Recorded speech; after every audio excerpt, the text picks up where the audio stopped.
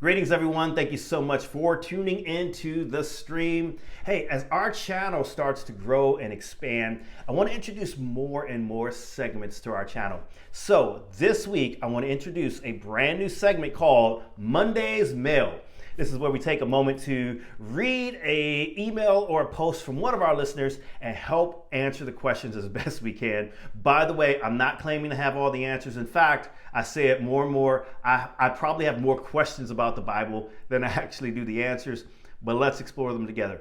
This week's mail, comes from an anonymous viewer, and it says, "Why are some verses omitted from certain translations when the book of Revelation told us not to add or remove anything from the Bible?" Thank you so much, listener. I really appreciate you asking that question. Couple things I want to point out, though. Two things in particular I want to point out, though, to help answer your question. Number one is the book of Revelation was written by John, a disciple of Jesus, while he was exiled on the island of Patmos. And while he was exiled there, he had some visions from the Lord. And John does say in Revelation 22, do not add or remove anything from this scroll of prophecy. So I want you to realize a couple things. Number one, the 66 books that we know today as our Bible were not compiled yet. So the 66 books that you and I read today, we call it, this is our Bible. Well, back then it was still fragments, it was still pieces, it was still different letters. So it wasn't compiled yet as a Bible. So it's not referring to the Bible as a whole.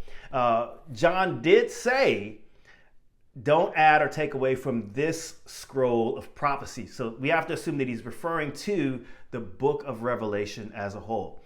Number two, the second thing I want to point out is I'm assuming you're probably talking about some of the omitted verses that we might find in, for example, like in the NIV and some other modern translations, like Matthew 18:11 and Acts 8:37 aren't in those newer translations. And there's a good reason for that.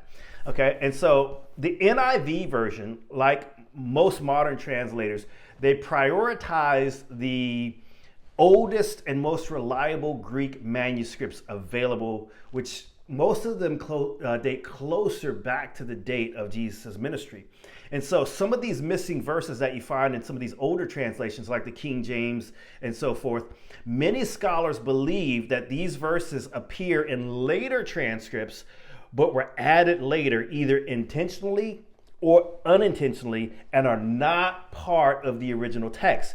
That's why you'll see Acts 8:37 in the King James Version, but not see it in the NIV, because some of the older text that predates that doesn't have that particular verse. Now, that being said, none of the verses that have been omitted have anything to do with fundamental doctrine of Christianity or Christian faith.